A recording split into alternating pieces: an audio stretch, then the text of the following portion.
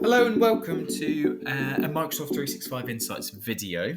And in this video, we're going to be focusing on the things you can do as a team owner. So, how you can manage your team, how you can manage membership, and manage certain settings within your teams.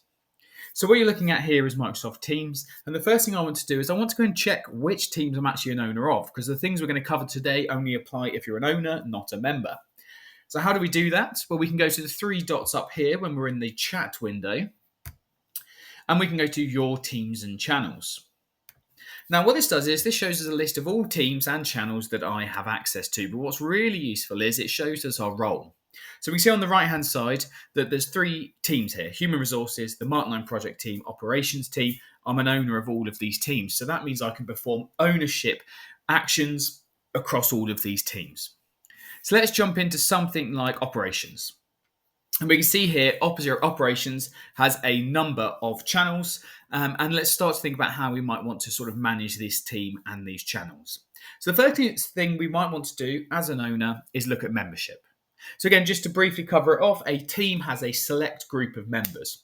So that's really often around a department, a sort of working group, or a combined focus, and it's to bring people together. So in this case, it's to bring people into an operational area, but we then have channels to go and segregate documents and communication further. Now, the first thing we want to do is we're looking at the team is let's go to membership. So when we're looking at membership, what we can see here is we can see the members of the team. And the first thing I can see is we've got myself, Nigel, but also my colleague Fiona. There's two owners. So that's fantastic. But let's go and drop this down here, and we can then see the other 6 members of the team. And we can see all 6 members there. Now, the first thing we want to do right away here is go and add a member. And if we click on add a member, it's really easy, and we can go and add someone to that group by simply typing their name or their email. Now, let's say we've added that person. What else might we want to do from this place here is we might want to actually go and look at someone's membership. So let's say, for example, we've got 2 owners of the team. It's myself and Fiona. Let's say I'm on holiday and Fiona leaves the company. Well, what we should really do is we should bump someone else up to ownership, at least for the time being, to make sure ownership tasks can be completed in both mine and Fiona's absence. So to do that, it's really easy. Let's say Grady, we're going to make him an owner so that he can perform those actions whilst we're both unavailable. We just need to click on his role and switch it to owner. And what we've done now is we've got to move Grady to an owner, and we can feel confident that Grady can perform ownership actions whilst we're both unavailable. Now, if I was to come back and say, we fill Fiona's role, we take another owner, then what we can do is we can really easily go and drop Grady back to a member, just to make sure we keep the ownership, nice and tight. So basically, when it comes to a team, I'd always say have at least 2 owners, but you don't want too many owners, because then there's lots of people that can go and make changes. Things might become sort of out of sync and so on. So that's the first thing you might want to do as a team owner, is look at membership. Now, let's just quickly jump back to channels, because you'll notice I had a few sort of peculiar channels here. I've got the legal channel with this sort of padlock symbol. I've also got shared with HR, which has this sharing symbol. Now, this is because these are 2 different types of channels. They're not standard channels like sales and operations. They are private channels and shared channels. And now, what does that allow us to do? That allows us to go and have specific membership just on that channel. So what I mean by that is the operations channel is inheriting members from the operations team. So that means anyone that was in this big list here will have access to general, operations, sales, and year end. That's not the case though for legal. It's a private channel. And what that allows me to do is restrict the amount of people from the operations team who can access the legal channel. So how do I go and manage membership here? It's a very similar process. We just do it at a channel level. So we click on the 3 dots and we go to manage channel. And now we're looking at the memberships specifically for the legal channel, which sits within the operations team. And you can see right away, Fiona isn't an owner here, because Fiona doesn't need to see the legal channel. It's just myself. And I've gone and added 2 members who also need to see this area. Now, if I go and say add a member, and let's type in someone like Lee, you'll notice Lee does work here. And I can show you Lee works here because I have chats with Lee here. So Lee is a colleague. He does work for the same organisation. So why can I not add him to the legal channel? Well, the reason being is because if I go back and let's go look at the team membership, Let's go to team and members. You'll notice that Lee is not a member of the team. So because he's not a member of the team, I can't go and give him access to the legal channel because it's a private channel. What I can do, however, though, let's go look at the membership again. We can see, for example, Grady, he is a member of operations. So I can go to the legal channel, manage channel, and what I would be able to do is add Grady. So I hope that makes sense. What we're saying is private channels, you could only add members of the parent team. So you can't add anyone outside of that area. Now, if you did want that, if that is the use case you would like to sort of fill, is that you can have a channel where people outside of your operations team can come into, then you want to use something called shared channels. And they work in a very similar way, but they let you have specific permissions to invite people outside of the team into that single channel. The process of adding and removing members is the same wherever you are. So if I was to go and remove Grady now, we just press remove. So that's how you go and manage your membership, and that's the membership of a team, or it can be membership of these private and shared channels. Now let's go jump back to the team settings. We've looked at membership. So what is something else as an owner you might want to look at? Well, you might want to look at settings. So as an owner, you can configure these settings. Now, the first settings we see here, these are very much sort of look and feel settings. You can have a team picture. So at the moment, you can see we've just got this sort of orange square with the O for operations. You can actually change that to a picture to make it stand out as a team and make it more recognizable to your members. But something as an owner I would recommend you go look at for your teams is the membership and the guest permissions. So let's go look at member permissions first. And you can see here, you can configure what members can and cannot do.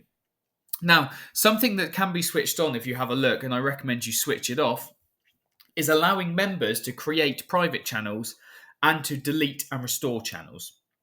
I would suggest you switch that off and you leave that to owners. Now, again, deleting and restoring channels. If a member did delete a channel, you can restore it. It is kept for 90 days in total, so you do get that sort of time to go back and get it. But I would just say, for the ease of panic, if a channel sort of disappears, I would switch that off and say only owners can complete that action. Now, again, just go through these in your own time and make sure you're happy with those permissions. But let's just jump down to guest permissions, because something you might want to do here is, by default, guests cannot create or update channels. They can basically just come in and review information and go and review and add documents and interact with documents. But you can actually switch this on and give guests more access to your channel. So if you're working with, say, a partner organization and you need full collaboration within this team, you can go and give the guests more access and allow them to get involved with more stuff. So that's something else as a team owner I suggest you look at. Now, the last bit I want to look at is sort of keeping your teams and your channels tidy. Now, if you're someone who creates a team or a channel for, say, a project, a bit like the Mark 9 project team, when that project comes to a close, you might actually say, I want to go and archive that team.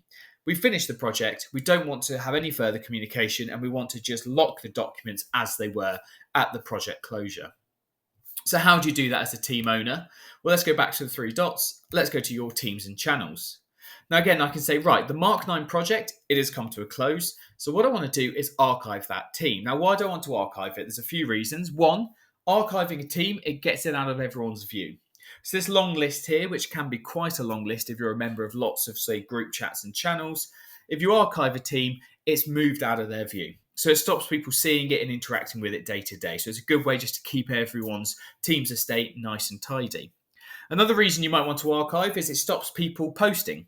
So it doesn't delete anything, but it just stops them adding new posts. So you can really see, as of the project closure, this was the last communication. Likewise, with the documents, you can select to set all of the documents to read only.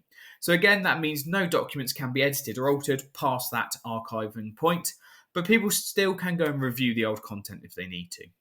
So how do you go and do this? So to do this, we just click on the three dots here, and we can go down to archive. Now, when we press archive, as I said, it does give you the option to make all of the documentation read-only, and I would normally suggest you leave this on just to stop people still day-to-day interacting with the documents in this area. But when you tick that on, that's up to you. We then just press archive. So we can see down here it says successfully archived your team, and you can see it actually has started to disappear from my list. Fantastic, it's nice and tidy. We now don't see it day to day, and we will stop communicating there. But what if I want to go and review some documents that were in that archive team? Well, I can still get there by going to the three dots back to your teams and channels. And what we can see is we can still see that it's here. We can even use the filters to filter by archive teams and see all of the teams that we've archived. And we have this little archive symbol there to show us it has been archived.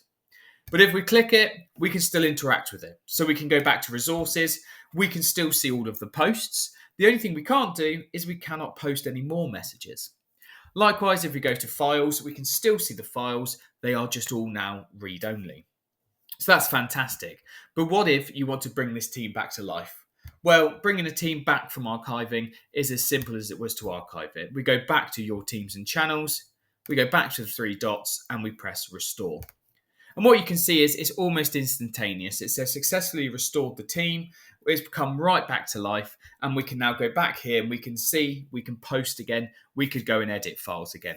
So archiving is a quick process. Don't feel scared to archive and think it's going to be a nightmare to go and restore that team. It's not. You can do it yourself if you're a team owner. So feel confident to go and try and tidy up your teams and archive old data to keep relevant stuff at the forefront. So thank you very much. I hope that helps you with managing teams and managing membership and managing sort of your team's channels and archiving. And thank you ever so much for watching.